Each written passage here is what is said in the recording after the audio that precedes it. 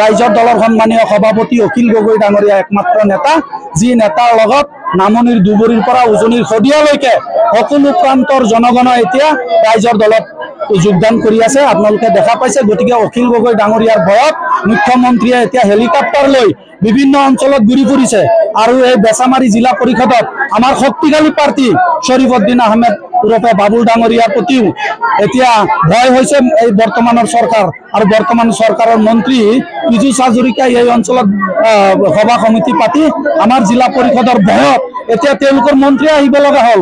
গতিকে ৰাইজৰ দলৰ প্ৰাৰ্থী শ্বৰিফুদ্দিন আহমেদ যে বিপুল ভোটৰ সংখ্যাৰে বিজয়ী হ'ব তাৰ উমান বৰ্তমানৰ সাম্প্ৰদায়িক দল বিজেপি আৰু সাম্প্ৰদায়িক নেতা হিমন্ত বিশ্ব শৰ্মা, পীযুষ হাজৰিকা সেই কথা গম পাইছে।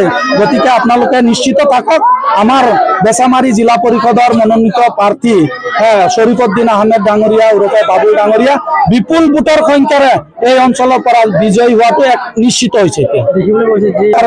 তাৰ কাৰণে বেচামাৰী জিলা পৰিষদৰ ৰাইজৰ দলৰ মনোনীত প্ৰাৰ্থী ডিঙৰ যুৱ নেতা আপোনালোকে জানে মেহবুব মুখতাৰ ডাঙৰীয়াৰ যি শক্তিশালী নেতৃত্ব, সেই শক্তিশালী নেতৃত্বত আমাৰ দলৰ মনোনীত প্ৰাৰ্থী এতিয়া আৰু বিপুল ভোটৰ সংখ্যাৰে বিজয়ী হ'ব। মইতো বিচাৰিছিলো যে ইয়াত পীযুষ হাজৰিকা খেলিব লাগে শ্বৰিফুদ্দিন আহমেদৰ বিপৰীতে।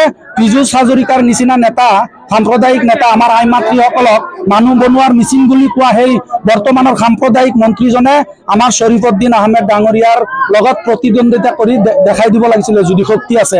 মই আপোনালোকৰ মাধ্যমেৰে বিজেপি চৰকাৰৰ মন্ত্ৰী পীযুষ হাজৰিকাক প্ৰত্যাহ্বান জনাইছো, যদি হিম্মত আছে, দম আছে, বিজেপিৰ যদি শক্তি আছে, শ্বৰিফুদ্দিন আহমেদৰ নিচিনা শক্তিশালীৰ প্ৰতিদ্বন্দ্বীৰ লগত বিজেপিৰ মন্ত্ৰী পীযুষ হাজৰিকা প্ৰতিদ্বন্দ্বিতা কৰি ইয়াত দেখুৱাই দিব লাগিছিলে। জিৰোত আউট কৰি দিব, জিৰোত। আৰু লগত প্ৰতিদ্বন্দ্বিতা নাই।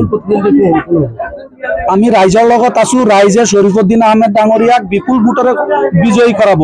ইয়াত যুৱ নেতা আপোনালোকে জানে ডিং বিধানসভা সমষ্টিৰ যুৱ নেতা, ৰাইজৰ দলৰ মুখপাত্ৰ মেহবুব মুখতাৰ ডাঙৰীয়াৰ যি শক্তিশালী নেতৃত্ব, সেই শক্তিশালী নেতৃত্বত ৰাইজে কেৱল মাত্ৰ শ্বৰিফুদ্দিন আহমেদ ডাঙৰীয়াক ইয়াত জিলা পৰিষদৰ সদস্য বনাবলৈ মনস্থ কৰিছে।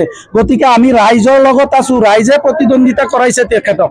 গতিকে ৰাইজৰ দলে প্ৰতিদ্বন্দ্বিতাত তেওঁক নমাইছে আৰু ৰাইজে তেওঁক উঠাইছে। গতিকে ইয়াত কেৱল মাত্ৰ পীযুষ হাজৰিকা খেলিলে মই ক'লো, পীযুষ হাজৰিকাৰ বাহিৰে ইয়াত প্ৰতিদ্বন্দ্বিতা নাই। পীযুষ হাজৰিকা ঘূৰি আছে।